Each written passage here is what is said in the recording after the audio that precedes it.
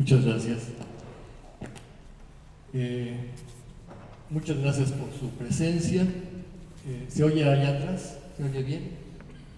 ¿Se oye bien? ¿Sí? Vamos a hablar de un tema muy controvertido, y es el tema de la conquista. Pero más que la conquista, vamos a hablar de un personaje y de cómo se construye un personaje. Nosotros oímos a menudo, y es lo que nos fascina de las películas o de las narraciones, este es un hecho verdadero, ¿no? Este es un hecho que sucedió realmente. Y eso nos gusta, ¿no? Porque pensamos que la literatura es ficción y la historia es realidad. Pero ¿qué es la realidad? Hasta la aparición de la historia científica y racional en el siglo XIX, la historia era parte de la retórica, ¿no? Se manejaba como una narrativa y estaba basada en modelos. Estos modelos eran modelos de comportamiento, virtudes, vicios. La historia se trataba de héroes y villanos, de buenos y malos. Y esta historia pues, es una historia que se dirigía a nuestra emotividad, no a nuestra racionalidad, ¿no? Era una historia que iba dirigida a mover nuestro ánimo, a enseñarnos comportamientos morales y que tenía como finalidad básica la salvación eterna. Esta historia retórica, es la historia en la cual se construyeron los discursos de los que vamos a hablar. ¿Sí? No tiene nada que ver con una verdad histórica como nosotros conocemos la verdad histórica, sino más bien con una verdad retórica. Por lo tanto, esos personajes, y yo no me atrevería a decir que solamente Cortés, sino todos los personajes que tuvieron una influencia en la historia, que pasaron a la historia, diríamos, ¿no?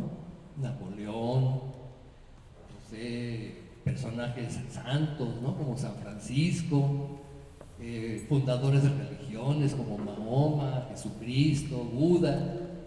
Todos los personajes tienen una base histórica, pero a lo largo del tiempo, a lo largo de las edades, esos personajes han ido cambiando, se han ido modificando, se han ido transformando, porque cada etapa ve en ellos lo que necesita ver, cada etapa ve en ellos lo que quiere mostrar como modelo, ¿sí?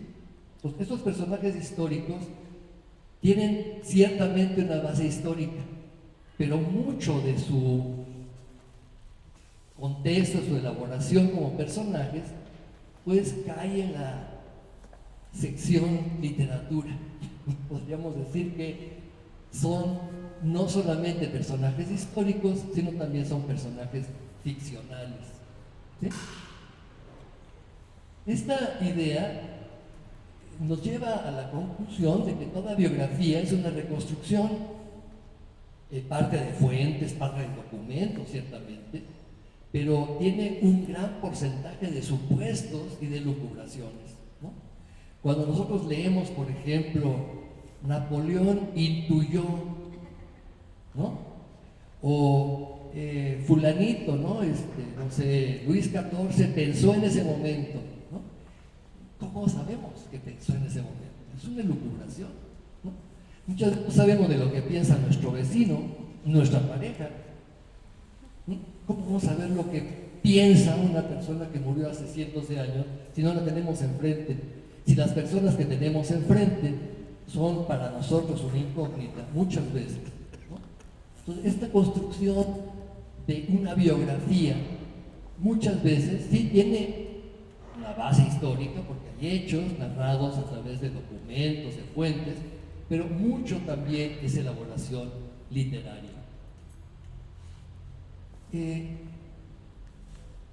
Vamos a ver en esta exposición una serie de textos y de imágenes. Estos textos e imágenes tienen un poder comunicativo, ¿sí? Finalmente, ¿qué impacto tienen estas imágenes, estos textos en la creación de una conciencia colectiva. ¿Por qué este personaje del que vamos a hablar en algún momento fue un héroe? Diferentes sectores de la sociedad vieron en él diferentes virtudes. ¿Y por qué a lo largo del tiempo esta figura heroica se fue transformando, se fue convirtiendo en otra cosa, hasta terminar siendo un villano, un asesino despreciable, ¿no? Todos pensamos en Cortés y pensamos, sí, el que le quemó los pies a Cuauhtémoc, ¿no? Es lo que pensamos, ¿no? O sea, ya se le quedó eso, porque eso es una construcción histórica, ¿sí? Seguramente le quemó los pies a Cuauhtémoc, pero porque esa idea de quemarle los pies a Cuauhtémoc fue lo que sobrevivió frente a todos los demás hechos que realizó en su vida, ¿no? Y poco vamos a ver cómo se construye este personaje.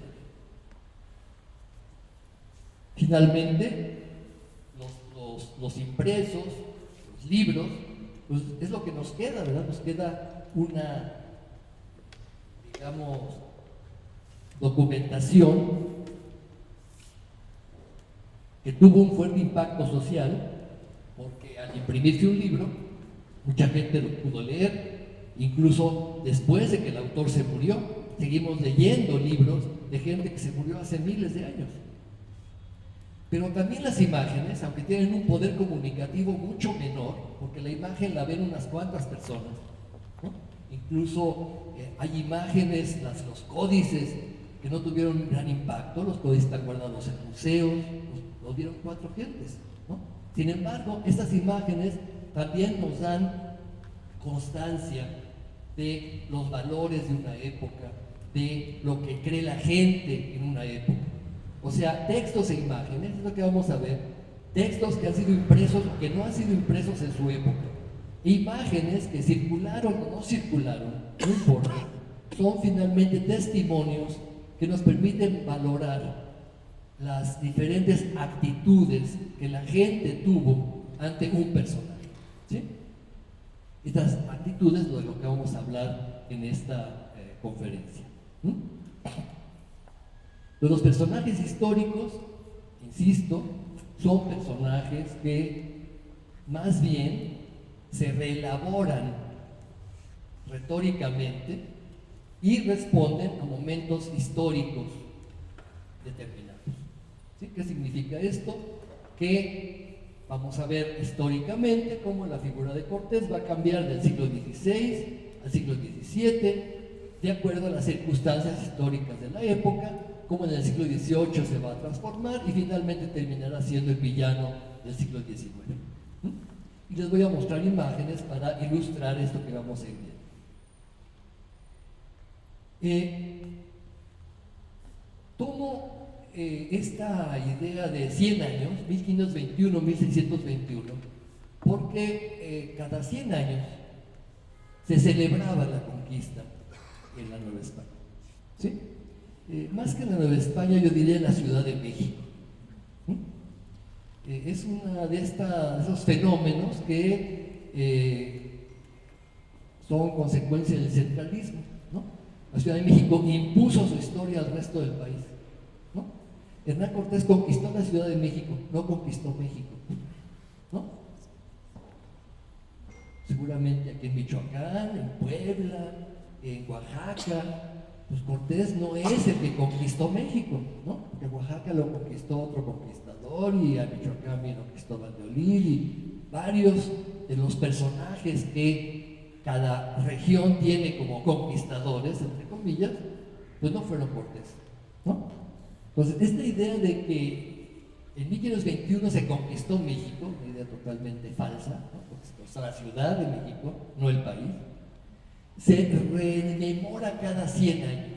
En 1621 una celebración de la conquista, en 1721 hubo otra celebración de la conquista y en 1821 se logra la independencia y la conquista se convierte en un hecho nefasto, ¿no? Por eso el año 21 es un año clave para la historia de México. Entre 1521 y 1621, la Nueva España, como se llamaba este territorio, está naciendo, ¿no? Nació de una conquista militar, la conquista de la Ciudad de México, que gracias a que el imperio mexica era un imperio extendido en un amplio territorio, al caer la Ciudad de México Tenochtitlan, cayeron parte de los señoríos que estaban sometidos al imperio mexica, ¿no? Otros señoríos, como ustedes saben, como el señorío purépecha, se aliaron a Cortés temerosos de que les fuera a pasar lo mismo que le pasó a esta importantísima ciudad, ¿no? La ciudad más importante de Mesoamérica. En esta etapa en la que se está construyendo esta Nueva España, hay varios actores que están realizando esta construcción, ¿no? Digamos, están realizando los cambios que van a traer consigo pues, la llegada de españoles, la llegada de colonos, la llegada de los frailes, las alianzas que estos personajes hicieron con las noblezas nativas, ¿no? Recuerdan que hay una frase que a mí me gusta mucho repetir, que la conquista le hicieron los indios y la independencia los españoles, ¿no? Esta frase a uno les parece medio rara, ¿no? Pero Cortés no hubiera hecho nada sin las alianzas que tuvo con los tlaxcaltecas, los texcocanos, los mismos purépechas que se aliaron. Claro, sus dirigentes, sus señores, que finalmente fueron asimilados al sistema español. Y la independencia fue hecha mayoritariamente por criollos, es decir, por españoles, como se llamaban los criollos en aquella época. Claro, no es tan tajante, pero digamos es para pensar, ¿no? Entonces, estos personajes de los que vamos a hablar son personajes que representan grupos sociales que les interesa construir una figura de Cortés heroica, ¿sí? Por supuesto están los conquistadores. El mismo Cortés se encarga de hacerse un auto-homenaje, digamos, ¿sí? Es la primera fuente que tenemos para la historia de Cortés, es el mismo. Son sus cartas de relación, ¿no? No es una biografía, él no intentaba decirle al mundo lo que había hecho. Lo que intentaba era convencer al rey Carlos V de que era él, gracias a él, se había insertado en el imperio un territorio riquísimo, nunca antes conocido, ¿no? Y que por eso, merecía tener títulos. Recuerda, después recibe el título del Marqués del Valle, capitán general, ¿no? Una serie de títulos y prebendas que se le concedieron gracias a su labor conquistadora. Y de eso se tratan las cartas de relación. Es una relación de méritos y servicios que Cortés hace al rey. Él nunca pensó que se iban a publicar. Pero esas cartas se publicaron, estaban bien escritas, Cortés tenía una buena pluma, y finalmente la primera edición de las primeras 3 cartas hizo en Sevilla en 1522, y después hubo una reedición en Nuremberg, en latín, en 1524. ¿No? Esta visión es una visión épica. ¿Sí? ¿Cuáles son los modelos épicos en este momento? Pues son los grandes personajes de la antigüedad clásica, Alejandro Magno, ¿no? Julio César, son los grandes conquistadores de la antigüedad, ¿no? Pues esos son los modelos que está usando Cortés para hablar de sus hazañas, ¿no? Claro, está imitando como forma de escritura a Julio César, ¿no? ¿Sí? Yo soy el gran conquistador, igual que Julio conquistó las Galias, yo conquisté esta Nueva España. ¿Sí? ¿Queda claro, verdad? ¿Preguntas? ¿No? Muy pronto el imperio, es decir, Carlos V y sus funcionarios comenzaron a ver este hecho, la conquista, como un hecho que había que resaltarse, ¿no? Nunca se esperaron encontrar una civilización como la mexica, nunca se esperaron encontrar las riquezas que prometía este territorio. No había todavía mucha riqueza, recuerdan, ¿no? Los tesoros fabulosos de los que hablaban las novelas de caballería, estos tesoros magníficos, estaban con ciudades de oro y plata, ¿no? En el oriente, pues no se encontraron. Aquí no había estos tesoros magníficos. Tardará todavía un tiempo, por lo menos 30 años, para que descubran las famosas minas de Zacatecas, ¿no? Y comiencen a fluir los tesoros de la plata, ¿no? Hasta fines del siglo XVI se descubre San Luis Potosí. Entonces, todavía en este momento estos tesoros son una esperanza. No existen todavía estos tesoros. Sin embargo, existe esta visión del imperio de que esta hazaña que ha hecho uno de sus hombres, ¿no? Cortés, y que enaltece, por lo tanto, al imperio y a Carlos V, deben ser conocidas, ¿no? Y esa es la obra de Francisco López de Gómara. Francisco López de Gómara es un capellán, conoce a Cortés. Cortés posiblemente también le pague y le pase algún dinero para que hable bien de él. Y la historia de la conquista de México, de Francisco López de Gómara, es una de las primeras obras ya destinadas a la publicación, ¿no? Diferente totalmente de la historia de Cortés. Era una historia de hazañas personales, ¿no? Entonces, obviamente López de Gómara la adorna con una serie de elementos retóricos, ¿no? Tomados todos también de la antigüedad clásica.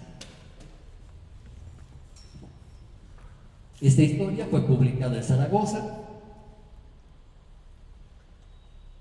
en 1552, pero en esta época está sucediendo algo. Los conquistadores para esta época ya están siendo limitados en sus encomiendas. Cortés había repartido encomiendas, ya había repartido indios, ya había repartido tierras, y el rey consideró que estaba perdiendo poder en América. Entonces lo que hace es limitar las encomiendas. Recuerdan, gracias también a la labor de este fraile dominico que se llamó Fray Bartolomé de las Casas, que criticó muchísimo la explotación que se estaba llevando a cabo por parte de los españoles. El rey, para no perder poder en América, comenzó a limitar las encomiendas. Y en ese contexto surge este texto, ¿no? Había sido escrito en otro contexto, y en el contexto en el que surge, resulta que el rey está limitando a los encomenderos, es decir, a los hijos de los conquistadores, y no le conviene que se exalte a Cortés, ¿no? Entonces esta historia fue medio prohibida, hubo varias de las ediciones se retiraron, pero la historia era tan atractiva, tan fascinante, que se convirtió en una historia que comenzó a leerse en todo el mundo europeo. Hubo una gran cantidad de europeos que quisieron conocer este hecho extraordinario. Además, recuerdan que por este tiempo también se estaba publicando la brevísima relación de la destrucción de las Indias de Fray Bartolomé de las Casas, ¿no? Una obra en la que mostraba los horrores que estaban cometiendo los españoles o que habían cometido los españoles durante la conquista, ¿no? Estas dos visiones, una visión que exaltaba las glorias y los hechos heroicos, los hechos militares que eran equiparables a los de Julio César, y al mismo tiempo se estaba publicando una historia donde decía cuáles hechos heroicos, ¿no? Son los asesinos. ¿Te das cuenta? Estas dos visiones, vamos a ver, son las que van a jugar en el ámbito no solamente del siglo XVI, sino en adelante. A fines del siglo 1580, Antonio de Herrera, otro cronista oficial de la corona, hace una magna obra que se llama Las décadas del Nuevo Mundo, que son las historias de la conquista, de las conquistas de las Antillas, de Nueva España, de Perú, de Centroamérica, y estas décadas del Nuevo Mundo tienen como finalidad precisamente hacer una campaña a favor de España, porque los países europeos, básicamente los enemigos de España, sobre todo Francia e Inglaterra, comenzaban a utilizar la obra de las Casas para crear una leyenda negra. ¿Sí? España está cometiendo estos horrores que son brutales, que van contra toda cristiandad, y por lo tanto España no merece ser la detentadora de estos territorios, ¿no? Claro, frente a esto, la corona española, sobre todo en esta época ya Felipe II, promueven una historia oficial en la cual se está diciendo todo lo contrario, ¿no? Y la idea Todo lo contrario es que, es cierto, hubo violencia, hubo muertes, pero también algo que nadie ha notado. Todos estos pueblos han sido llevados a la fe de Cristo. ¿Sí? Es decir, la conquista tiene otra cara, que es la evangelización. Y este es el tema de el otro sector que participó activamente en la conquista, que son los frailes. ¿Sí? Nos pensamos en la conquista militar como una conquista armada únicamente. Pero la conquista armada no fue la única que impuso todo lo que la cultura occidental era y que es lo que nos hace ser como somos. Y esa cultura occidental tiene como su base fundamental el cristianismo. Y la transmisión de la fe cristiana fue labor de estos religiosos, ¿no?, que acompañaban la conquista militar. No debemos olvidar que si no hubiera habido una conquista militar, difícilmente se hubiera dado un proceso de evangelización como el que se dio. Es así que países como China, Japón o la India, donde no hubo una conquista militar previa, el cristianismo no prendió. Mientras que en América y en Filipinas sí. Y esto por una sencilla razón, porque hubo una conquista militar previa. ¿Sí? Entonces los frailes, fundamentales en el proceso de la conquista, que se ha denominado espiritual, también comenzaron a escribir sobre Cortés. Y lo consideraron un héroe. Lo consideraron el factor indispensable para que la evangelización se llevara a cabo. Y, hablamos de retórica, los frailes comenzaron a buscar un modelo en la Biblia de cuál sería el héroe que podría compararse con Cortés, ¿no? Ustedes pensarán, bueno, pues, no sé, alguno de los jueces, ¿no? Sansón, Josué. No, pensaron en Moisés. Es decir, un personaje que no fue un guerrero. Y el modelo de Moisés, ¿por qué?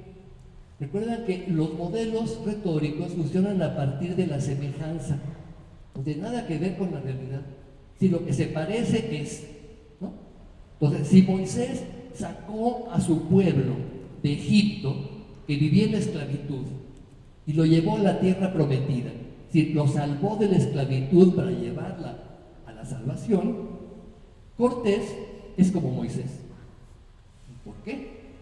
Porque Cortés sacó a su pueblo, los indios, de la esclavitud, de la idolatría, para llevarlos a la salvación, es decir, al cristianismo. Ustedes dirán, pues son jaladas, ¿verdad? Pero así es. Así funciona la retórica. La retórica funciona a partir de modelos, ¿no? Y los franciscanos comenzaron a estructurar todo su discurso acerca de Cortés alrededor de este tema, ¿no? Cortés es el primer evangelizador. Y ahí están muchas narraciones donde Cortés llega a los pueblos, derroca a los ídolos, pone una imagen de la Virgen, pone cruces en todos lados, ¿no? Obliga a los indígenas a que se bauticen, ¿no? Es decir, su labor no solamente fue militar, fue también evangelizador. ¿Sí? Y frailes como Motolinía, como Mendieta y después como Torquemada tienen a Cortés como un héroe evangelizador. Torquemada fue la única de estas crónicas que se publicó. Ni la crónica de Motolinía ni la crónica de Mendieta se conocieron en su tiempo, pero todas ellas fueron, vamos a usar una palabra, saqueadas por Torquemada, ¿no? Torquemada utilizó toda la información que tenían esas crónicas anteriores y su obra, Una monarquía indiana, se publicó en Madrid en 1615. Tenemos entonces los conquistadores por un lado, la corona y los frailes. Otro sector interesado son los encomenderos, es decir, los hijos de los conquistadores. ¿Sí? A partir de esto que les comenté, que la corona comienza a restarles privilegios porque se estaban convirtiendo en verdaderos señores feudales, en una tierra donde el rey no tenía prácticamente ningún poder directo. ¿Cómo quitarles el poder a estos encomenderos? Pues quitándoles sus privilegios, restándoles todo lo que era la encomienda, ¿no? Con el pretexto de que estaban cometiendo abusos. Las casas le había dado muchísimos argumentos, y además con el pretexto de que ahora los funcionarios del rey iban a ser los encargados de distribuir la mano de obra, las encomiendas, y de cobrar los tributos indígenas, ¿no? Si el rey tomaba en sus manos el control de la Nueva-España. Esto alteró profundamente los ánimos de los encomenderos, porque aunque ellos no habían participado en la conquista, eran sus padres los que habían sido los conquistadores, ellos se consideraban herederos de estas glorias pasadas. Y sus argumentos eran: nuestros padres conquistaron la tierra y a nosotros se nos está quitando todo lo que nuestros padres ganaron. ¿Sí? Este discurso de los encomenderos es muy interesante porque se da en un contexto muy importante alrededor de 1560, una rebelión que se conoce como la rebelión de Martín Cortés, ¿no? Recuerdan que a raíz de estas leyes tan absurdas para los encomenderos, que era quitarles los privilegios que tenían, comenzó a organizarse un grupo de encomenderos para rebelarse contra el gobierno español, y dieron a su cabeza, como su cabeza, precisamente al hijo de Hernán Cortés, Martín Cortés. Martín Cortés no participó directamente en la rebelión fue descubierta, después de 2 años de estarla preparando, ya todo el mundo se había enterado que había una rebelión, que nunca se consumó, es una rebelión de opereta, y finalmente los rebeldes, las cabecillas de la rebelión, fueron ahorcados y decapitados en la plaza pública. ¿Sí? Alrededor de esto es que escribe este personaje, Juan Suárez de Peralta, ¿no? Juan Suárez de Peralta narra la rebelión y es un poco el vocero de por qué el descontento, ¿no? El descontento de esos encomenderos es que ellos se sienten los destinatarios de los privilegios que habían ganado sus padres. Y por supuesto, para ellos, Cortés es el principal elemento de orgullo, porque él dirigió las huestes de la conquista. Recuerdan que por estas fechas ya los conquistadores y sus hijos habían elaborado todo un discurso festivo alrededor del día en que cayó México Tenochtitlan. Ese día, 13 de agosto, coincidía con la fiesta de San Hipólito. San Hipólito era un santo mártir romano que había sido soldado, era un militar. Y para los conquistadores fue providencial que un santo guerrero hubiera sido el patrono de la conquista, porque ese día cayó México Tenochtitlan y obviamente se le debía a San Hipólito. Recuerdan que los conquistadores construyeron a la salida de la calzada de Tacuba una ermita llamada la Ermita de los Mártires, y frente a ella una iglesia dedicada al mártir San Hipólito. Ese día se celebraba un gran paseo que sacaba un pendón desde la casa del ayuntamiento en el Zócalo hasta la ermita de San Hipólito. Y ese paseo del pendón se convirtió en uno de los temas de orgullo de los encomenderos, porque estaban celebrando las glorias de sus padres y sobre todo las glorias de Cortés, ¿no? Cortés era el símbolo de la conquista. Este paseo del pendón y el culto a San Hipólito fue una de las principales fiestas que promovía el ayuntamiento de la Ciudad de México, el Cabildo de la Ciudad de México, en el cual estaban representados, obviamente, los hijos de los conquistadores. Es muy importante la presencia del Cabildo porque vamos a ver a lo largo de la historia cómo el Cabildo va transformándose y va transformándose también la idea que se tiene de Cortés.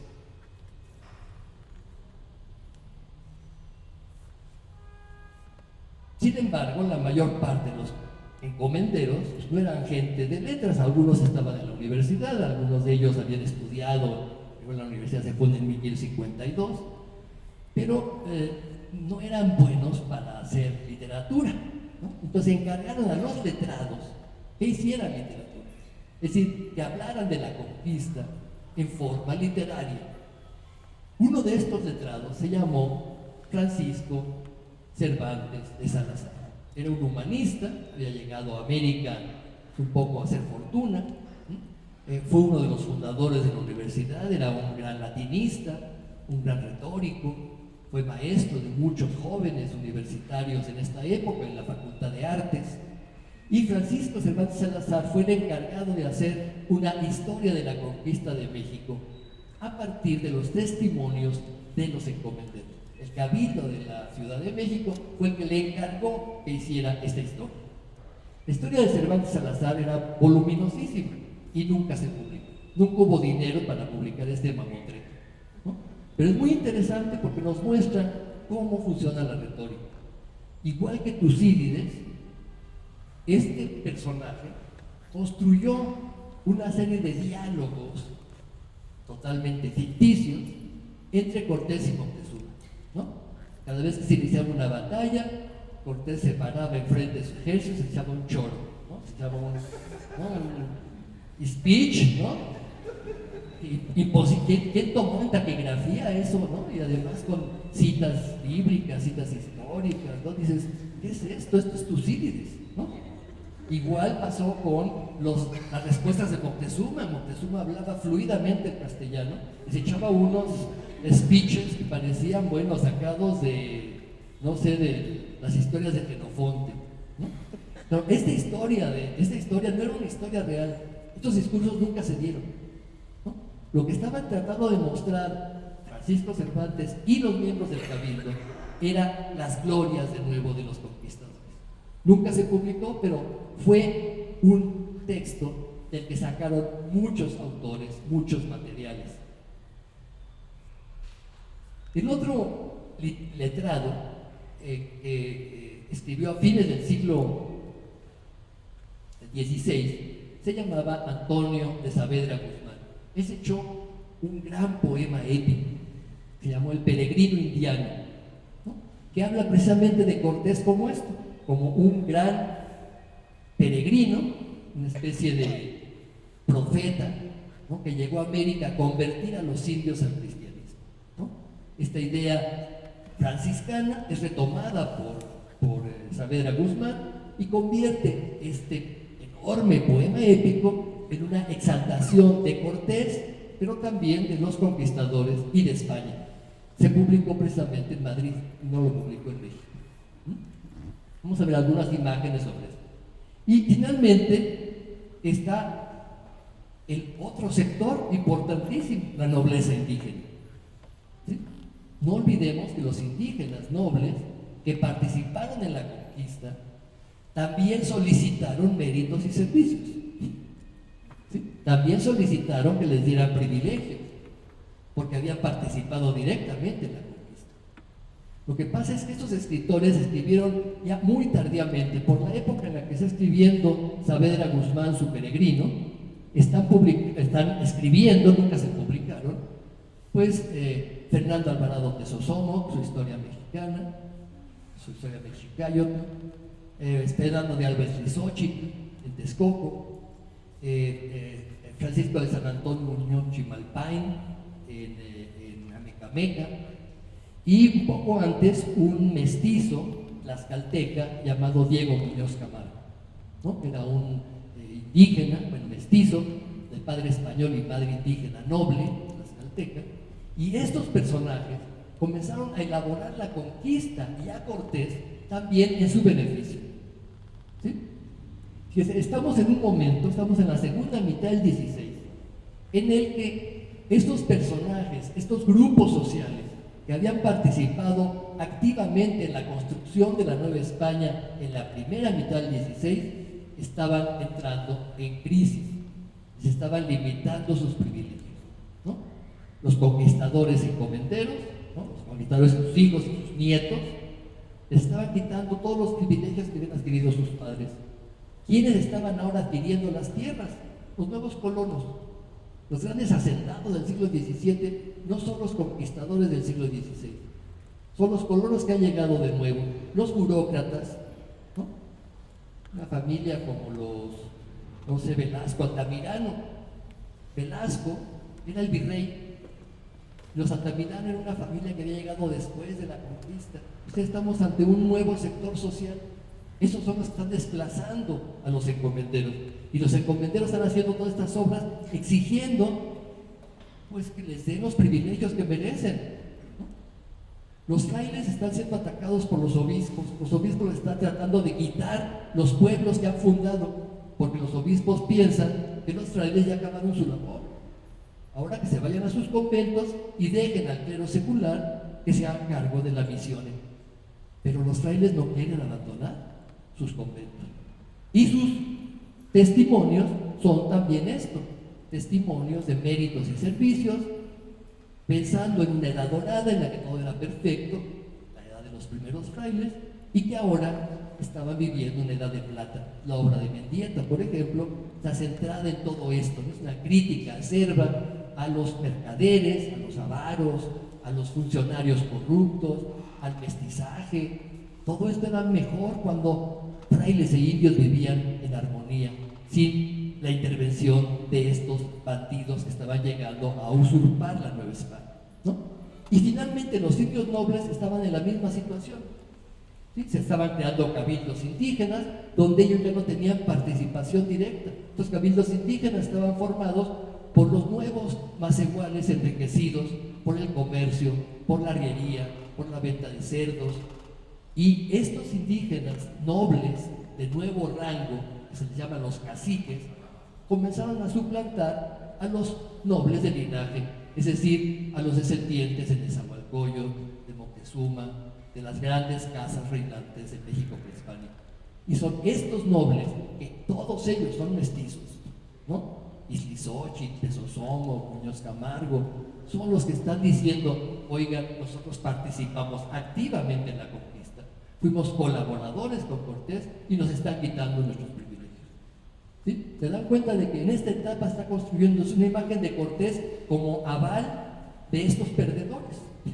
Todos son perdedores, ¿no? Son gente que está siendo limitada en sus privilegios y que están mostrando que la conquista fue el hecho fundador de la Nueva España y ellos, o sus antepasados, o sus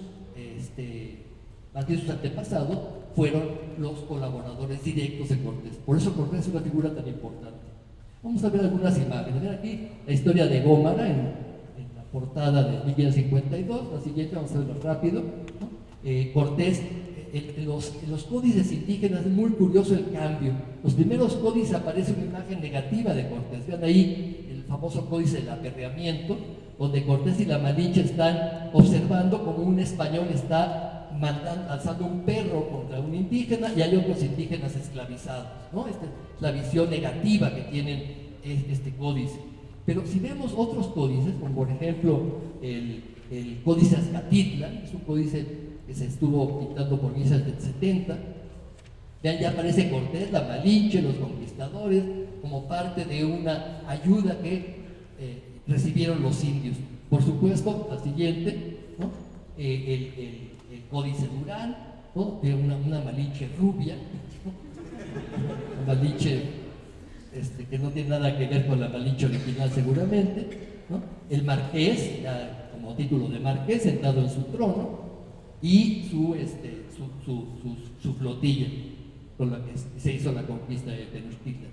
En el Códice Florentino, recuerdan, el Códice Florentino es donde está registrada esta famosa libro 12, donde se da la visión de los vencidos. Es lo que León Portilla publicó en ese famoso libro que se ha traducido a 50,000 lenguas, ¿no? Se llama La visión de los vencidos. Es finalmente la visión del Códice Florentino, ¿no? Una visión muy, muy terrible, no de los indios que vivieron la conquista, sino de sus descendientes. Este testimonio se está haciendo por 1550-60, y los que ya habían vivido la conquista o ya eran muy viejitos o ya se habían muerto.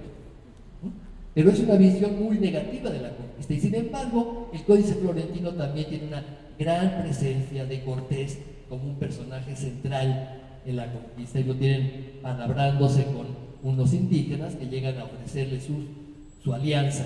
¿no? Y con la Malinche como intérprete, ¿no? La siguiente. Y por supuesto el lienzo de Tlaxcala. El lienzo de Tlaxcala es uno de los grandes testimonios pro-cortesianos, ¿no? Porque los tlaxcaltecas, son los principales colaboradores de Cortés, mandaron a hacer este lienzo para enviarle al rey de España todo lo que habían hecho los tlaxcaltecas en la labor evangelizadora y conquistadora. Casi en todas las imágenes del lienzo, los primeros, los que están adelante de la conquista, son los tlaxcaltecas, y atrás viene Cortés y sus españoles, ¿no? Como quien dice, el lienzo de Tlaxcala señala: nosotros hicimos la conquista y Cortés nos ayudó, ¿no? Ese es el discurso del lienzo, ¿no? Que tiene el bautizo de los 4 señores tlaxcaltecas. La siguiente, ¿no? Y parece ser que de la misma fuente, unas pinturas que había en las casas reales de Tlaxcala, Diego Muñoz Camargo sacó unos dibujos que mandó a España para ilustrar una historia de Tlaxcala que había escrito. Estos dibujos se perdieron y aparecieron en Glasgow, en Inglaterra. Por eso se llama el Códice Glasgow, ¿sí? No porque los indígenas hayan pensado en Glasgow, sino porque ahí está el códice. El Códice Glasgow es importantísimo, porque el Códice Glasgow nos da una visión indígena de la conquista, pero muy positiva hacia Cortés, ¿no? Vean ahí, por ejemplo, está Cortés con la Malinche, pero la Malinche es ahora Nueva España. Es muy interesante, porque los personajes que van a aparecer en estos códices serán fundamentales después, como vamos a ver. Y está Moctezuma, con sus pies atados, con su corona y su espada rotas, ¿no? Y encadenado, es decir, es un emperador vencido, ¿no? Y Cortés, fíjense, trae en su mano la cruz, ¿no? Este es el símbolo que va a ser definitivo para rescatar la figura heroica de Cortés. Cortés no solamente conquistador, matador de indios y quemador de Cuauhtémoc, es también el que introdujo la fe cristiana. La siguiente.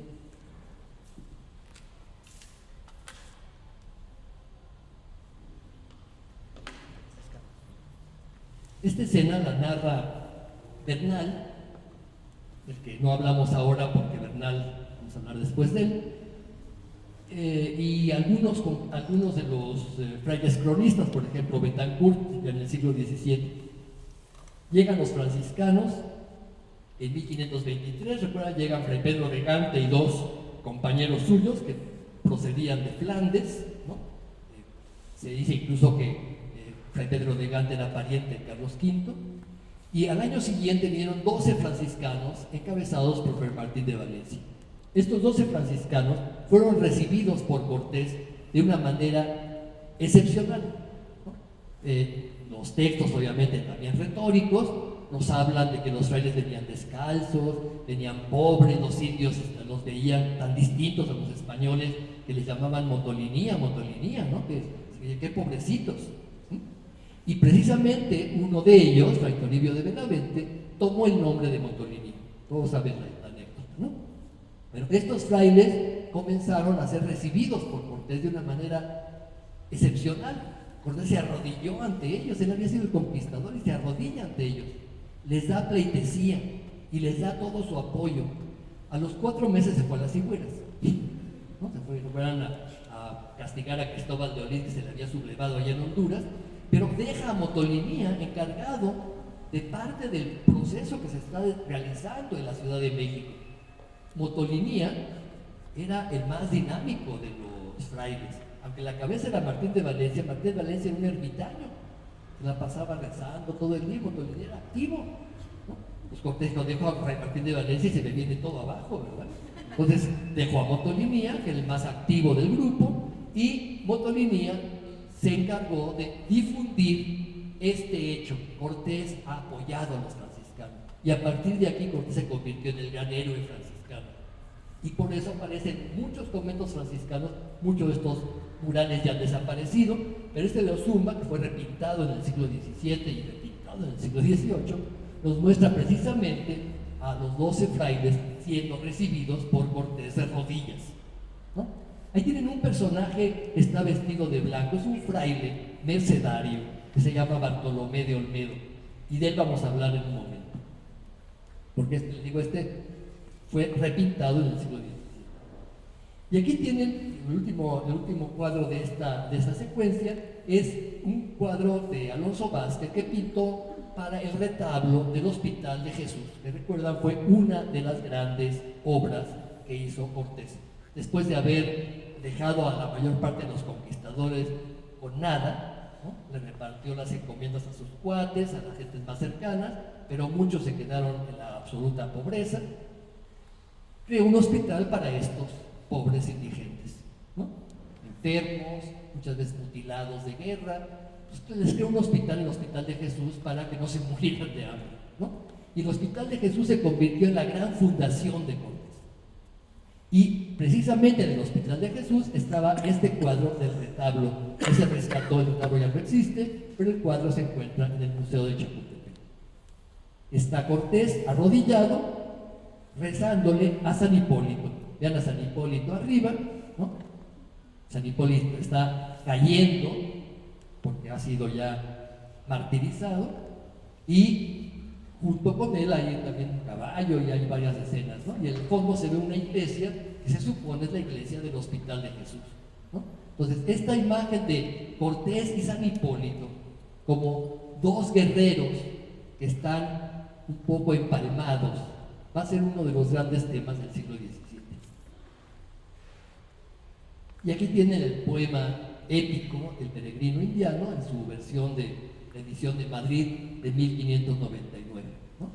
Muestra virtudes ideales, apoyo celestial y sobre todo recupera esta idea muy franciscana de que hubo anuncios previos a la evangelización. Todos estos famosos presagios, ¿no? Todos sus presagios, ¿no? Ahora sabemos que son presagios retóricos que se repiten en cualquier caída de ciudad, ¿no? En la caída de Roma, en la caída de Constantinopla, cuando cayó Jerusalén, siempre hay un eclipse, hay una laguna que hierve, hay un hecho sobrenatural, un pajarraco que aparece extrañísimo, ¿no? Todos estos presagios de la conquista de México son presagios retóricos, son presagios a posteriori, ¿no? Se construyeron diciendo, es que Dios no se olvidó de este territorio, les anunció que iba a venir el cristianismo. Y esos presagios son un anuncio de esta llegada de Cortés y los frailes. La siguiente. 1621 se da una gran fiesta, Arias de Villalobos, vamos a hablar ahorita de él, va a hacer un poema alrededor del tema de la conquista, pero sobre todo esta época, entre 1621 y 1721, será importante porque va a aparecer impresa un texto, una versión de la conquista que había sido escrita en el siglo anterior por un conquistador que había participado activamente en la conquista, pero que decía, oigan, Cortés no fue el único. Hubo muchísimos otros conquistadores que también participamos, hicimos muchas hazañas que ha opacado la figura de Cortés. Entonces, la función de Bernal Díaz del Castillo en su historia verdadera es precisamente esto, exaltar las grandes hazañas de los otros conquistadores. Claro, Cortés también aparece y es un personaje importante, pero es otra versión de la conquista, que no es la de López de Gómara, a quien critica acremente Bernal Díaz del Castillo. López de Gómara nunca estuvo aquí, no se atreve a hablar de esto, es un mentiroso, es un falsario, ¿no? Esto que dice no pasó, ¿no? Todo esto es la obra de Bernal. Pero Bernal escribió en Guatemala y Bernal nunca publicó su obra en su tiempo, ¿no? Mandó una copia a Madrid, otra copia la dejó ahí en Guatemala, en el convento de los franciscanos, ¿no? Y en Madrid, los padres mercedarios descubrieron la copia y la publicaron. Esta publicación, vamos a ver la siguiente, esta publicación fue fundamental para el futuro desarrollo de la visión de Cortés y de la conquista, ¿no?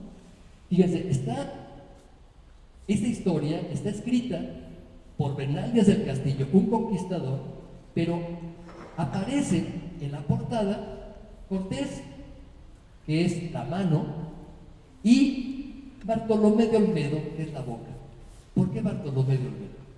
Porque Olmedo había sido el fraile castrense que había estado con el ejército de Cortés. Prácticamente Bernal lo menciona de pasada. Ah, sí, venía un fraile mercenario, Bartolomé de Olmedo. ¿Y qué hicieron los mercenarios? Le echaron carnita, ¿no? Es decir, construyeron el personaje apoyándose en Bernal. Y hay montones de interpolaciones en la obra de Bernal que hablan de este personaje que Bernal nunca mencionó, ¿no? Esta edición mercenaria es muy importante porque aparece obviamente Bartolomé de Olmedo como el evangelizador, bautiza a los indios, les predica, los confiesa, está en México recibiendo a los franciscanos y al mismo tiempo casi está en Guatemala ayudando a la conquista de Pedro de Alvarado, ¿no? Estamos ante un personaje totalmente construido por los mercenarios. ¿Por qué? Porque los mercenarios llegaron muy tarde a la conquista. Cuando llegaron los mercenarios ya estaban repartidas todas las tierras entre franciscanos, dominicos y agustinos. Apenas consiguieron algunas misiones en Guatemala. Entonces los mercenarios comenzaron a exaltar la figura de su mercenario y dijeron: mentira, que los franciscanos fueron los primeros que llegaron. Nosotros llegamos antes, llegamos con Cortés, ¿no? Y Bartolomé de Olmedo se convierte entonces en una figura heroica para los mercenarios, paralela a la de Cortés. Por eso en la portada del libro aparecen Cortés y Fray Bartolomé de Olmedo. Pero además la historia de Bernal, que se publica en esta época y se difunde gracias a esta publicación en 1632, es que le va a dar vida a dos personajes que apenas aparecen en la primera parte de las versiones hispanas de la conquista, no en las versiones indígenas, ¿sí? Esos personajes son Moctezuma y La Malinche. ¿Sí? Moctezuma va a ser la primera figura a partir de ahora de la conquista, casi equiparable a Cortés. Es una especie de héroe trágico, ¿no? El rey vencido, el rey que a pesar de haber hecho todos los esfuerzos por detener a los conquistadores, tuvo que ceder su reino, ¿sí? Esta figura de Moctezuma, vamos a ver, va a ser importantísima para la construcción de la conquista por parte de los criollos.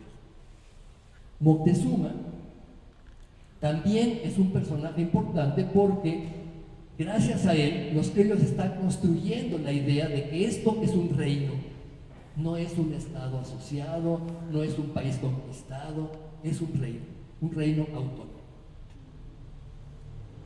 La otra figura, Bernal Díaz del Castillo habla muchísimo de Moctezuma, habla de su palacio, habla de su persona, habla de que era un rey sabio y prudente, habla cómo jugaba patoli con los conquistadores, cómo los fue a dar un tour por el lago de Texcoco, ¿no? Habla por supuesto de su muerte trágica, ¿no? La versión española es que una pedrada lo mató, ¿verdad? Todo esto lo habla Bernal. Pero también Bernal es el primero que nos habla de este personaje que Cortés menciona de pasada en sus cartas de relación. Este personaje femenino que todo el mundo conocemos es la famosa intérprete, ¿no? Doña Marina, ¿no? Malitzi le llamaban los indígenas, y este personaje tiene todos los visos, toda la tónica de un personaje literario, ¿no?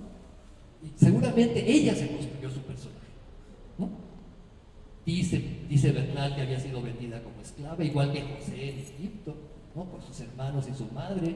Ese es el modelo retórico en la Biblia, ¿no? Había sido vendida y después, gracias a sus habilidades lingüísticas, comenzó a entrar en contacto con los españoles, tradujo y después de traducir, pues se convirtió en amante de Cortés, tuvo un hijo con él, y cuando regresó Cortés a la Sigüenza la llevó consigo y allí podía haberse vengado de su familia, ¿no? Y los perdonó, ¿no? Esa es una virtud cristiana, ¿no? El perdón.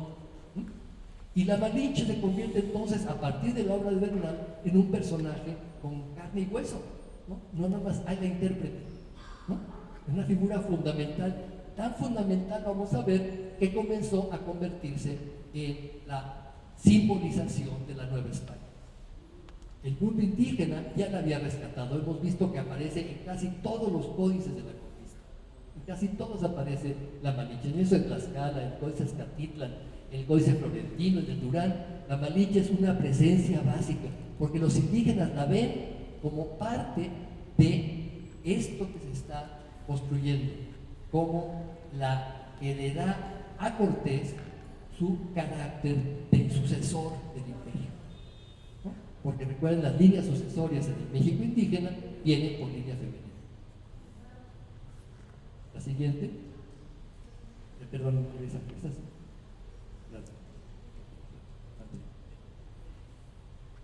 Sobre la obra de Bernal, un cronista español llamado Antonio Solís va a escribir su historia de la conquista de México. Es decir, un refrito de todo lo que se ha escrito de Herrera, de López de Gómara, pero ahora con muchísima información de Bernal, pero a partir de una óptica imperial. ¿Sí? De nuevo, la defensa de España contra la leyenda negra. Estamos en 1684 y la historia de Solís se va a convertir en la historia oficial del Imperio Español, tanto que se va a reeditar en el siglo XVIII y vamos a ver profusamente ilustrada. Otros personajes que también son importantes en esta construcción del siglo XVII son dos personajes criollos. Son dos sacerdotes, un franciscano y un sacerdote secular, que van a hablar de Cortés con, pues, de nuevo, los tintes del gran iniciador de la evangelización. Y por supuesto también con estos tintes de que fue un hombre muy piadoso, ¿no? Estos personajes son Carlos Sigüenza y Góngora y Fray Agustín de Betancourt. Carlos Sigüenza y Góngora escribe por encargo posiblemente de los herederos de Cortés. Recuerden, los herederos de Cortés ya no vivían en México. Los herederos de Cortés se casaron con una familia italiana, Monteleone, y se trasladaron a Nápoles. Y aquí estaba cobrando los tributos que pagaban los indígenas de Oaxaca y de otros pueblos que poseía el marquesado, un mayordomo. Ese mayordomo muy posiblemente fue el que encargó este libro a Sigüenza. Ese nombre, Piedad Heroica, no se lo puso Sigüenza, se lo puso Cayetano Cabrera Quintero en el siglo XVIII. Pero nos habla básicamente de Cortés como el gran promotor de la beneficencia, como el gran creador del Hospital de Jesús. ¿Sí? Posiblemente es en este contexto que vamos a ver también, se pinta un cuadro que está en el Hospital de Jesús y que vamos a ver. Fray Agustín de Betancourt, en su teatro mexicano, es una historia franciscana, pero con tintes universales, ¿no? Betancourt comienza con el México prehispánico, igual que Torquemada. Después elabora toda una serie de descripciones y narraciones sobre la conquista, donde Cortés es el personaje central, y de nuevo la idea franciscana de que es como Moisés. Y finalmente la obra termina, obviamente, con la labor franciscana en Nueva España, ¿no? Sus conventos, sus fundaciones, sus santuarios, sus imágenes, la maravilla que los franciscanos han elaborado en Nueva España. Y recuerdan, eso se está escribiendo 40 años después de que Palafox les quita 31 doctrinas en Puebla. Es una defensa de los franciscanos, donde Cortés aparece también como parte de esta historia de México, ¿no? ¿Por qué estos dos personajes están construyendo una historia de México? Porque en este momento los criollos están elaborando su historia autónoma de la historia de España. Y esa historia autónoma está mostrando a este reino como un reino con un pasado glorioso, un pasado prehispánico, con dos hechos fundamentales que fundaron el reino, que son la conquista y la evangelización, y un país que tiene un gran porvenir por delante, ¿no? Es decir, es el orgullo criollo que ve en la Nueva España un territorio magnífico, un territorio lleno de riquezas, de poder, ¿no? Un territorio también, en cierta forma, que está siendo explotado. Recuerdan que estos dos personajes, Betancourt y Sigüenza, son contemporáneos rigurosos de nuestra gran poetisa Sor Juana Inés de la Cruz. ¿Sí? Recuerdan estos poemas, Sor Juana, que yo, señora, nací en América abundante, compatriota del oro, paisana de los metales, donde en ninguna parte, hay tal abundancia que en ninguna parte más se ostenta la tierra madre. Y termina, España mejor, Europa mejor lo diga, pues a tanto que insaciable de sus abundantes venas se sangran los minerales. ¿No? Estamos hablando entonces de un dejo de crítica, ¿no? La riquísima América ha sido desangrada, como las venas, ¿no? Las vetas son las venas de América y la sangre de América es la plata, ¿no? Y está siendo desangrada por Europa, ¿no? Esta idea es la idea que campea prácticamente en toda esta generación criolla de finales del siglo XVII, ¿no? Y sin embargo, a pesar de esas críticas, todavía esta generación considera que la conquista fue un hecho fundador y que Cortés es un personaje importante en esta construcción de su pasado. Es en esta época también que comienzan a pintarse biombos, pinturas y escenas de la conquista, de las que tenemos una gran cantidad en México, ¿no? La colección Banamex tiene varias, muchos biombos en una parte tienen la Ciudad de México y del otro lado escenas de la conquista, y en todos ellos un tema central es el tema del pacto, ¿no? Vamos a ver ahora qué consiste el tema del pacto. Y es en esta época, principios del 18, cuando enfrente de las casas de Cortés se está construyendo una capillita que está ocupada por un gremio que se llama los talabarteros. El gremio de los talabarteros, que se dedican al trabajo del cuero. En este gremio, que tiene esta capillita enfrente de las casas de Cortés, va a construir dentro de la capilla toda una secuencia exaltatoria de la imagen de Cortés. Y vamos a ver en qué consiste esa secuencia exaltatoria.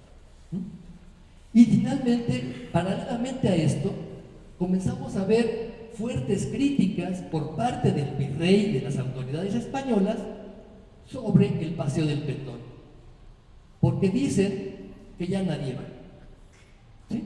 Resulta que el Paseo del Pendón, que había sido tan importante del 16 como un signo de orgullo de los encomenderos, ahora es una fiesta muy pobre, muy desleída. En primer lugar, cae en plenas lluvias. El 13 de agosto está lloviendo, ¿no?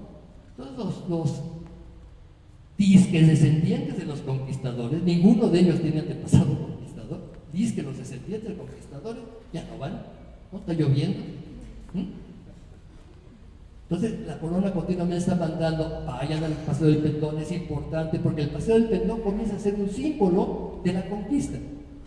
Y a los criollos ya no les interesa mucho hablar de la conquista. Prefieren hablar de otro tema, ¿no? El pacto. Y vamos a hablar ahorita del pacto.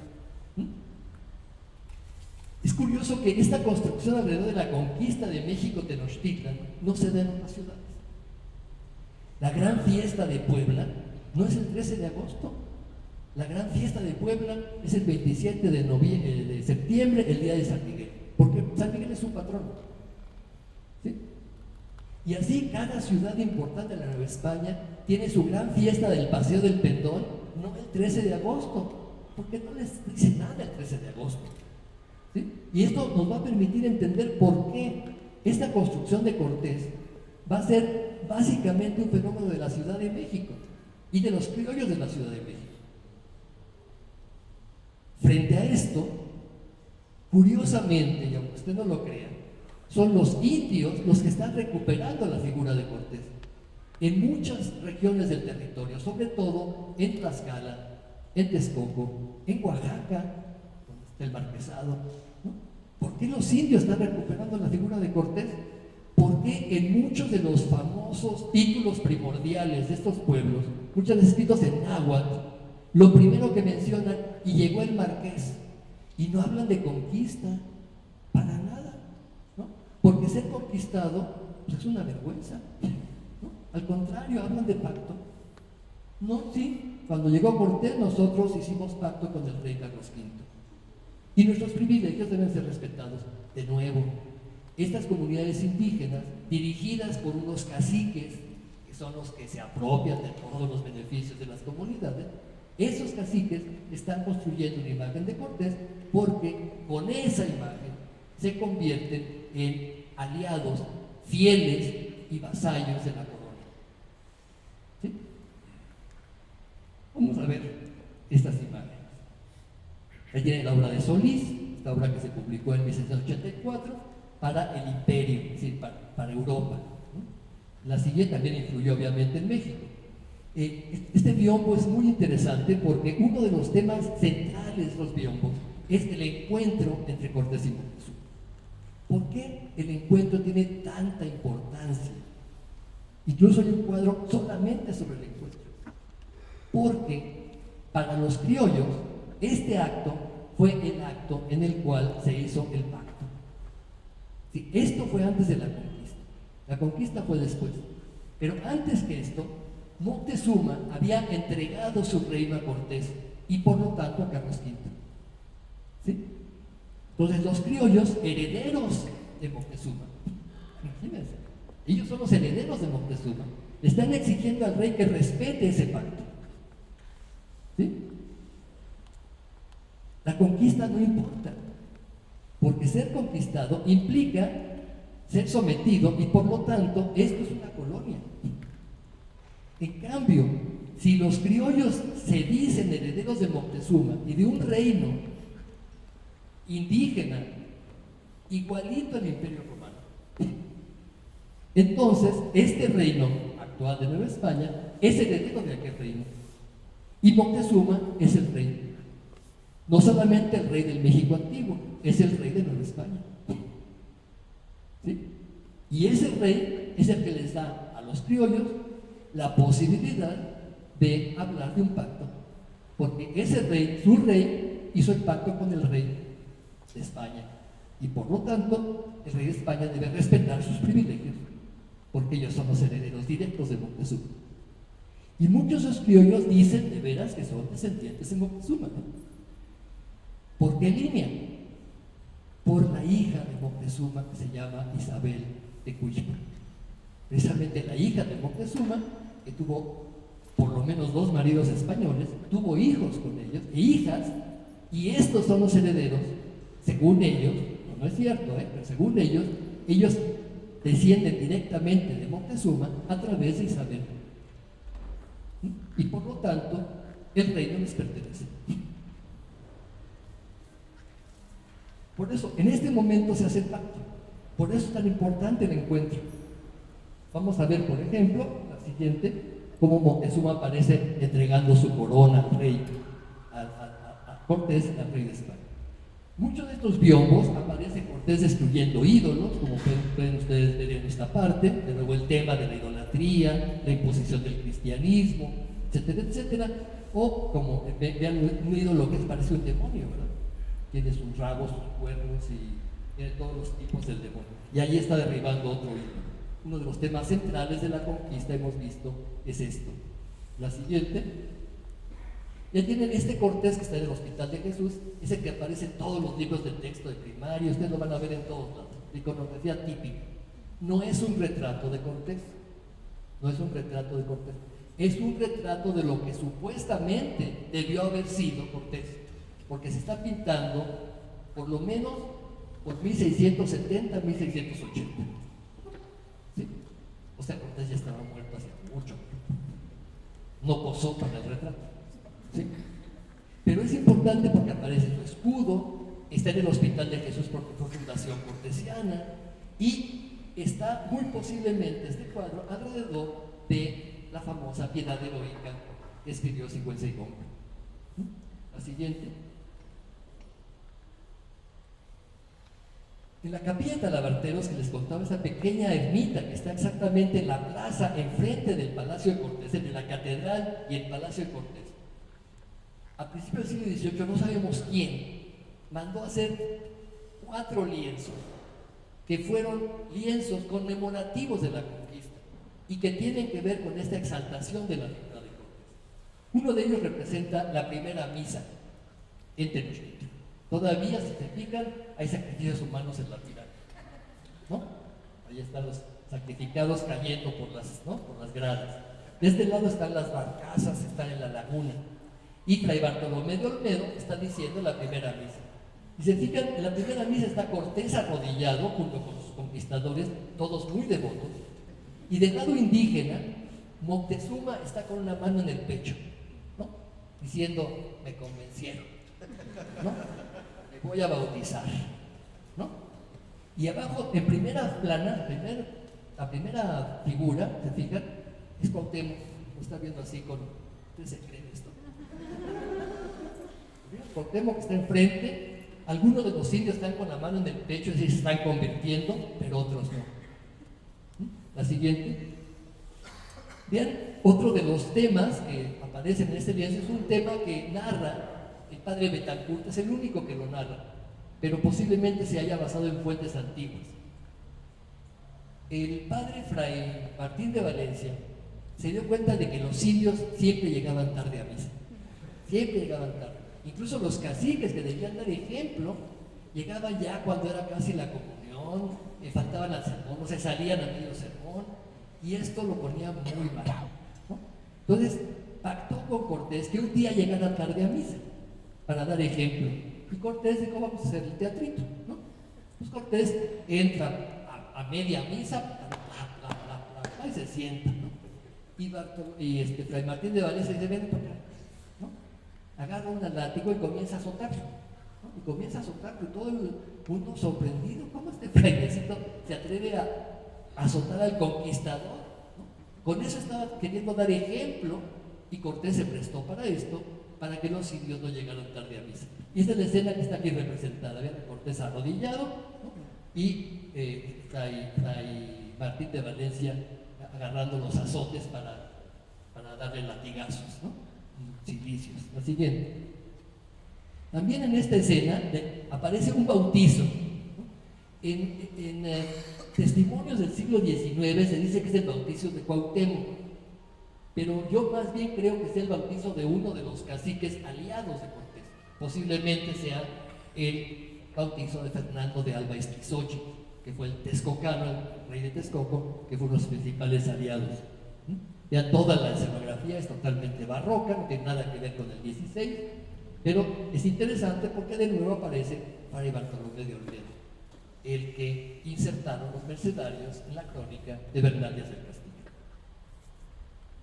Los tlaxcaltecas no se quedaron atrás, ¿no? Y hay cantidad de cuadros en Tlaxcala donde aparece el bautizo de los señores de Tlaxcala y su padrino, Cortés, ¿no? Vean ahí a Cortés apadrinando a Maxicatzin, ¿no? Mientras Fray Bartolomé de Olmedo lo está bautizando. Los tlaxcaltecas entonces no solamente colaboran con la conquista, y más bien ya no les importa hablar de colaboración con la conquista. Lo que les importa es hablar de que ellos fueron los primeros cristianos, ¿sí? Se bautizaron antes que todos. Y el tema de conquista comienza a desaparecer. Vean, por ejemplo, esta escena, donde hay una escena de conquista. El gran héroe de la conquista no es Cortés, es Santiago. ¿Sí? Santiago, que recuerdan, según los testimonios, sobre todo de López de Gómara, se apareció en las batallas y mató a los enemigos indígenas, ¿no? Santiago mata indios, ¿no? Pero lo interesante de este cuadro oaxaqueño fue mandado a hacer por un cacique de Oaxaca, es que aparecen junto con Santiago dos ejércitos. Uno, el ejército de Moctezuma, y otro, el ejército de Cortés. Pero muy amigables, no están peleando, ¿no? Los dos están diciendo, juntos hicimos la conquista, ¿no? Y lo más sorprendente es que el estandarte que llevan los ejércitos indígenas es el águila bicéfala de Carlos V. ¿Qué es eso? O sea, los indígenas fueron los ejércitos de Carlos V. Moctezuma luchó contra sí mismo, ¿no? Estamos en retórica, ¿no? Pues ven cómo el rescate indígena es fundamental, porque para ellos Cortés es importante. Y vean este otro cuadro, el siguiente. Este lo mandó a hacer un indígena, posiblemente Tlatelolca, pues está firmado quién lo donó, ¿sí? Ahí en un escudito que hay abajo, y es un nopal, y sobre el nopal hay un águila, que es el símbolo de la Ciudad de México, y sobre el águila está montado San Hipólito, ¿sí? Está montado como una especie de conquistador de Tenochtitlan. A los cuatro extremos del cuadro hay escenas del martirio del San Hipólito real, el San Hipólito, digamos, de la antigüedad cristiana. Pero lo interesante es que Moctezuma sí aparece, pero del otro lado, para que no nos confundamos, ese no es Cortés, porque arriba dice Pedro de Alvarado. ¿Por qué no aparece Cortés? Pues que muy posiblemente Cortés está trasvestido de San Hipólito. ¿Sí? ¿Ven? Los indígenas están haciendo esto, ¿no? Están rescatando la figura de Cortés. ¿Por qué? Porque eso les da prestigio y le dicen a la corona española: nosotros somos fieles vasallos tuyos. Así que, ¿qué está pasando en 1720? Aquí hay un cambio, hay una gran fiesta de celebración del 200 aniversario de la conquista, ¿no? Una fiesta muy deslucida, por cierto. Y ya para esta época, los tres personajes de la conquista están compitiendo, ¿no? Cortés es el personaje de España y de los peninsulares. Moctezuma y la Malinche son los personajes de los criollos. Moctezuma, recuerdan, como rey necesitaba una reina. Cuando hay una gran festividad, fiesta de Corpus, en todo el territorio novohispano, en todo el territorio, en la fiesta de Corpus aparece una danza que se llama los cuatro continentes. Son cuatro gigantes de cartón, cabezudos, ¿sí?, que representan parejas, un rey y una reina, que están simbolizando Europa, Asia, África y América. Necesitaban los criollos y los indígenas buscarle una esposa a Moctezuma. ¿Quién se acuerda quién era la esposa de Moctezuma? Nadie. Pues la esposa ideal es la Malinche. ¿Sí? La Malinche se convierte en la simbolización de Nueva España y en la esposa de Moctezuma. En muchos textos festivos del siglo XVII aparece esto. Y apareció la reina Malinche con Moctezuma. Textos indígenas de Querétaro, por ejemplo, dicen: y apareció Moctezuma con su esposa la Malinche. ¿Sí? Esto es una construcción retórica, ¿no? Porque México necesita un rey y una reina. El rey y la reina de México son Moctezuma y la Malinche, porque están asegurando el pacto. Cortés, en cambio, comienza a ser una figura cada vez más incómoda, ¿no? Eso pasa, por ejemplo, por una ya total indiferencia ante el paseo del Pendón. Total, ¿no? Se reanuda en 1721 por decreto. Si la corona dice: o salen o los multan, ¿sí? Y ahí van los del ayuntamiento, se organiza, el pendón, ¿no? Ya para el siglo XVIII ya salen, ya ni siquiera se bajan del caballo. Van en un carro y van con el pendón afuera para no mojarse, ¿no? Se moja el pendón, ¿no? Y ahí llegan, hacen el Tedeum en San Hipólito y ya que terminamos. Vengan los toros, ¿no? Ya no hay ningún tipo de celebración ni de exaltación. Cortés ya no es una figura que les importa. ¿Por qué? Porque Cortés es el símbolo de la conquista. Y lo que ellos están diciendo es que no nos conquistaron, pactamos. ¿Sí? No nos conquistaron. Somos iguales que cualquier reino de España. El único problema es que Aragón, Navarra y estos reinos, Valencia, Cataluña, tienen cortes, es decir, tienen representatividad. Y México y Perú no tienen cortes, no tienen representatividad. La representatividad es el Ayuntamiento de la Ciudad de México. Y el Ayuntamiento de la Ciudad de México es el que se aboca la tarea de convertir a esto en un reino. Y ese reino es Moctezuma y la Malinche. Y ese reino no fue conquistado. Antes de la conquista hubo un pacto. Y por lo tanto Cortés no es importante. ¿Sí? Imagínense, esta construcción comienza ya a convertir a Cortés no en un personaje fundamental, sino en un personaje secundario de la conquista. Son mucho más importantes Moctezuma y la Malinche. Ya para 1780 la crítica es abierta, ¿no? el padre Andrés Cabo, en 1767, recuerdo, los jesuitas son expulsados a Italia. Andrés Cabo está escribiendo desde Italia unos anales de México. Y en esos anales habla abiertamente y descaradamente: Cortés torturó a Cuauhtémoc y ese fue un acto inhumano y anticristiano. ¿Sí? Nadie se había atrevido a recordar este hecho, pues un poco escabroso para los conquistadores. Digo, para los descendientes de los conquistadores, ¿no? Pero ahora se está sacando el trapito al sol.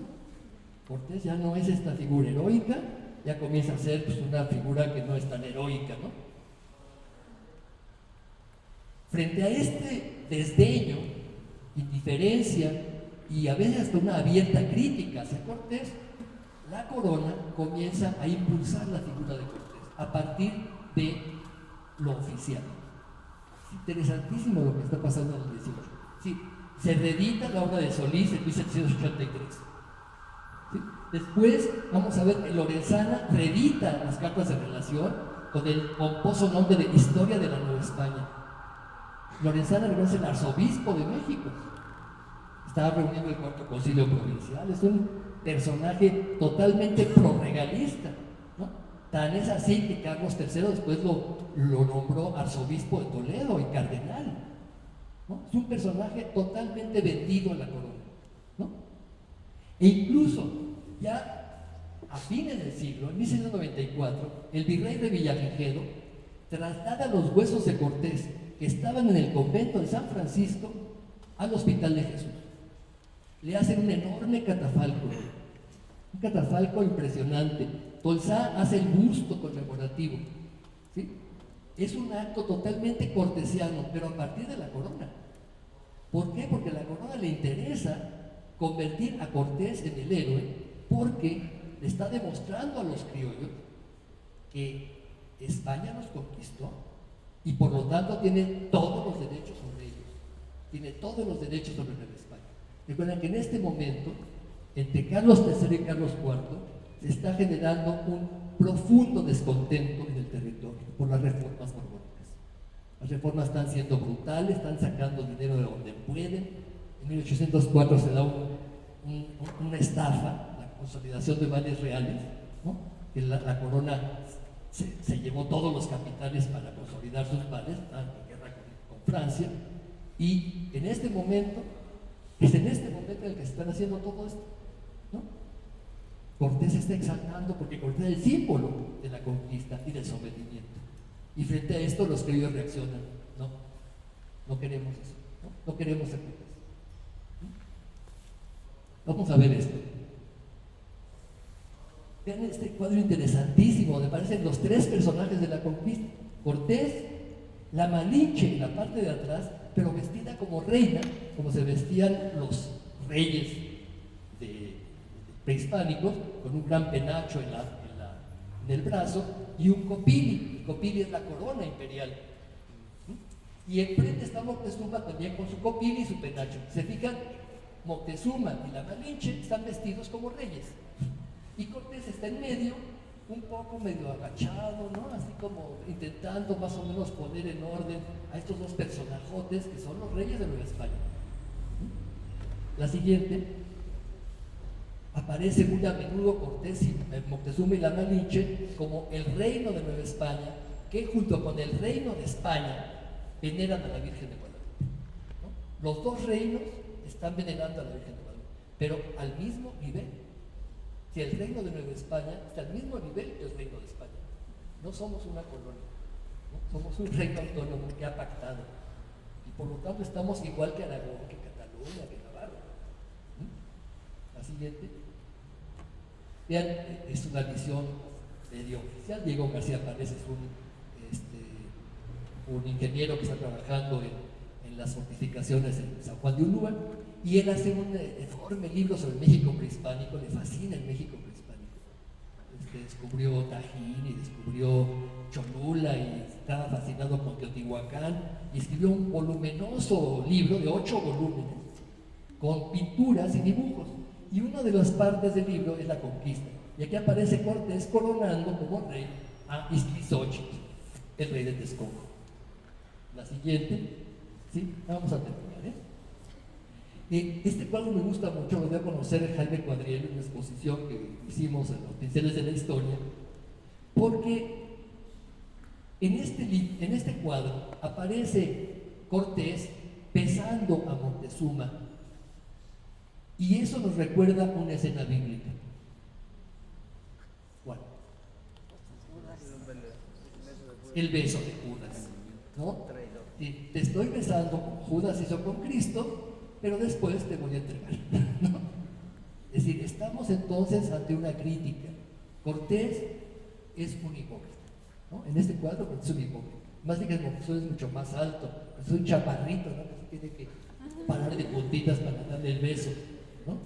Y estamos entonces ante una construcción retórica. Más o menos por esta fecha se está haciendo en 1790 una obra de teatro que se llama México Revelado.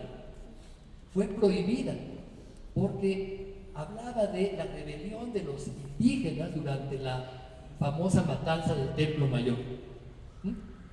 Y también se representa la violencia que cometió Cortés contra Cuauhtémoc. Para las autoridades españolas consideraban que esta obra promovía la rebelión. Sí, estamos en 1790, cuando ya los ánimos están muy caldeados.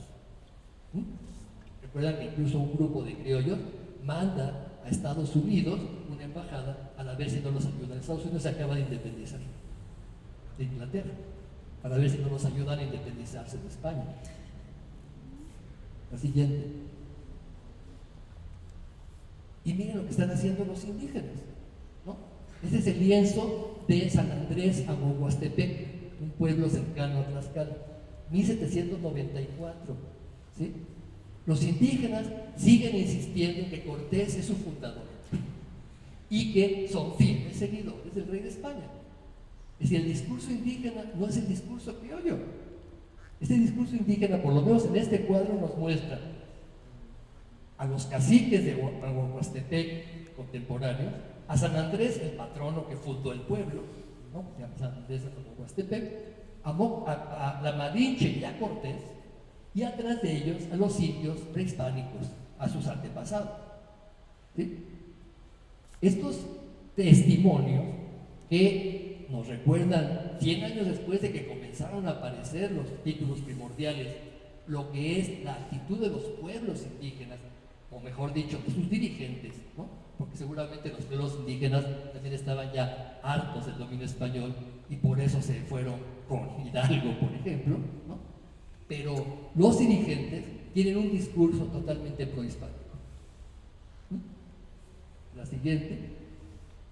Y vean la promoción que hace la corona. En 1783 se publica en Madrid una reedición de la obra de la historia de la conquista de México de Antonio de Solís, con ilustraciones grabadas, ¿no?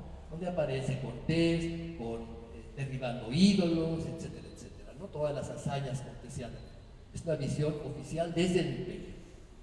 La siguiente, esta es la obra que publica el arzobispo Lorenzana en 1770 en México, publica esta historia de la Nueva España, escrita por su esclarecido conquistador Hernán Cortés, ¿no? Aumentada con otros documentos y notas por el ilustrísimo señor don Francisco Antonio Lorenzana, arzobispo de México. Y en la portada aparece una Nueva España, una india cacica, sentada con todos los atributos de la monarquía. Es el discurso oficial. La siguiente, y este es el busto de Cortés, que es lo único que se conserva en el Museo del Castillo, que mandó hacer el virrey de Villavigedo para el cenotafio de Cortés, cuando se depositaron sus huesos en 1794 en el Hospital de Jesús.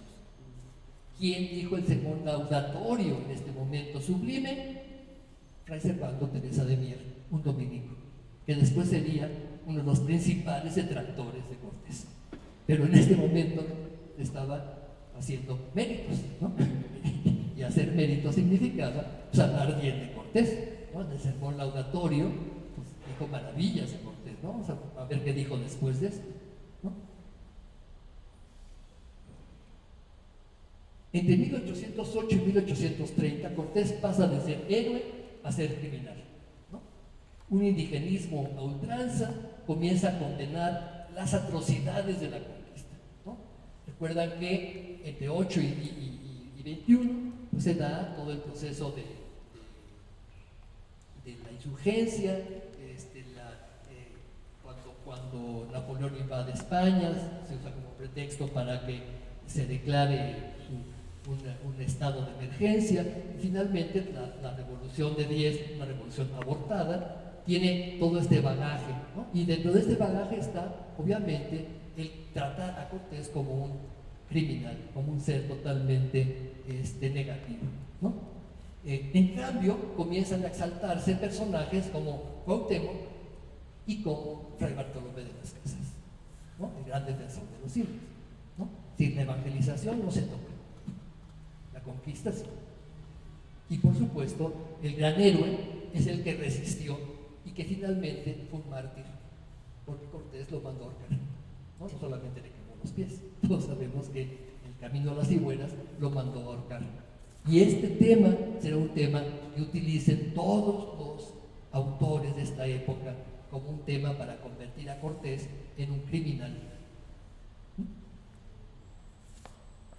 Y para Lizardi, por ejemplo, Cortés está en el infierno. Todos sus grandes hazañas no son nada, porque todo lo que hizo fue crímenes de guerra. Y en esta época también, 1823, se intenta profanar los huesos de Cortés, ¿no? Piensa que los huesos tienen que ser quemados en San Lázaro, como si fuera un hereje, ¿no? Y por supuesto esto se evita gracias a que Lucas Alamán, recuerdan, los oculta. Vamos a ver algunas imágenes de esto, ¿no? Y el hermano Teresa de Mier escribe, reedita en 1812, después de cuando se da el movimiento de Hidalgo y de Morelos, Mier, que se apoyaba abiertamente, tuvo que huir a Europa, ¿no? No podía ir a España y se va a Londres, donde hay un importante grupo de españoles contrarios a la monarquía, ¿no? Blanco, White y todos estos personajes tan interesantes del siglo XIX. Bueno, en este Londres de 1812 es que se reedita la brevísima relación de la destrucción de las Indias, que es finalmente un ataque a la conquista española.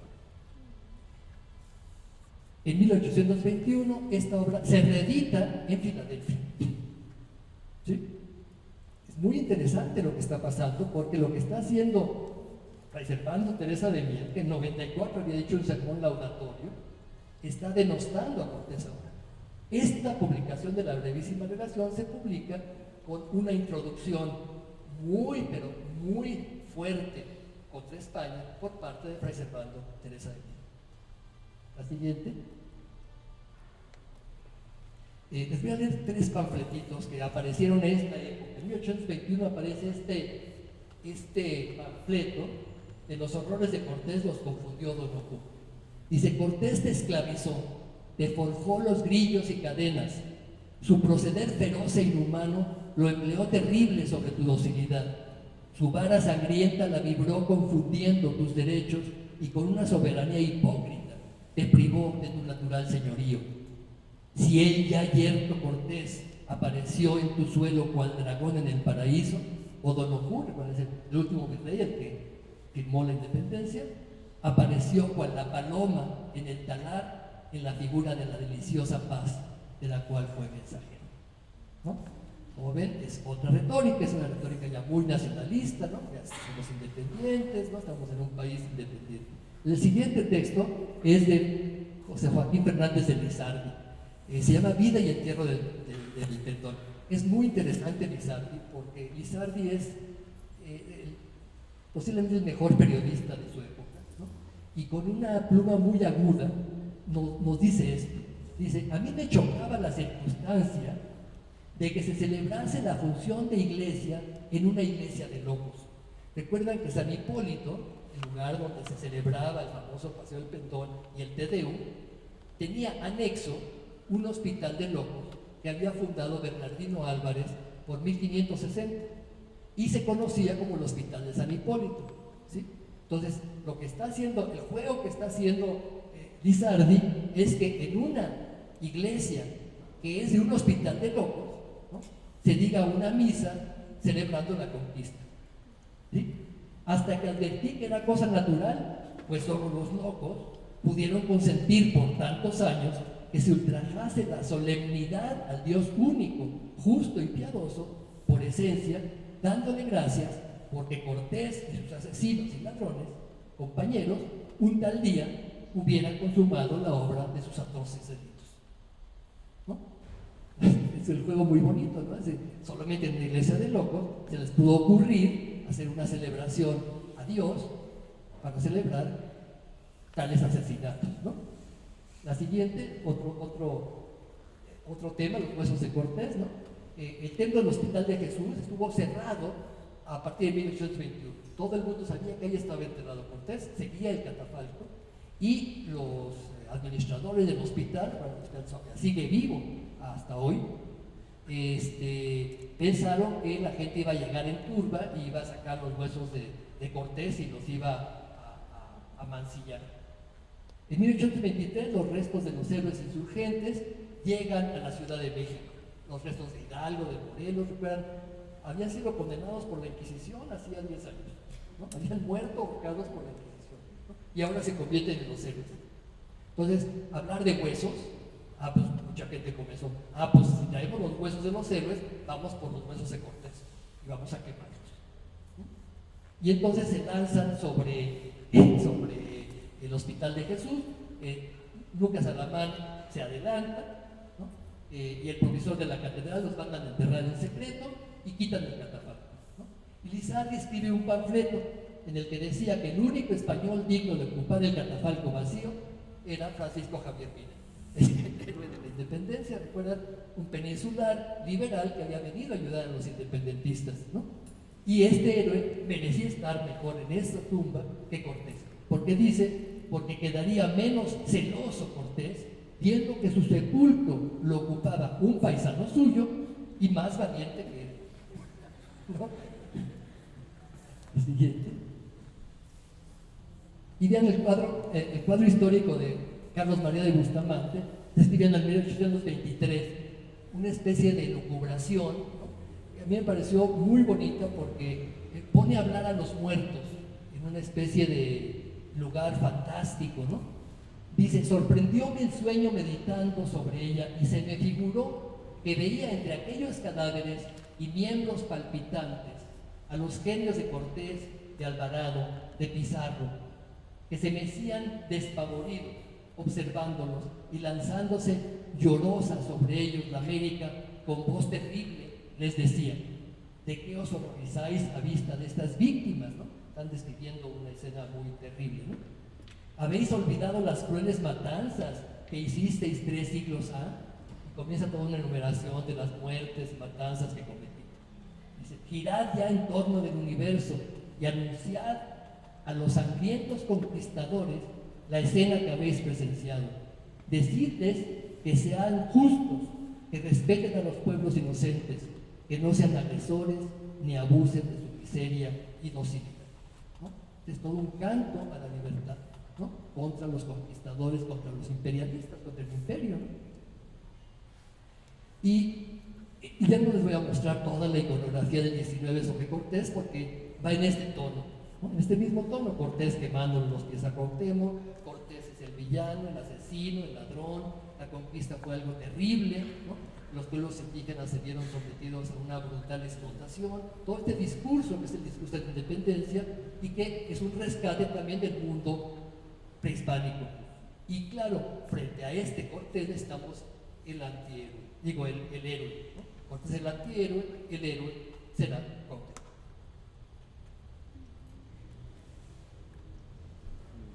En nuestros días ha triunfado la historia retórica.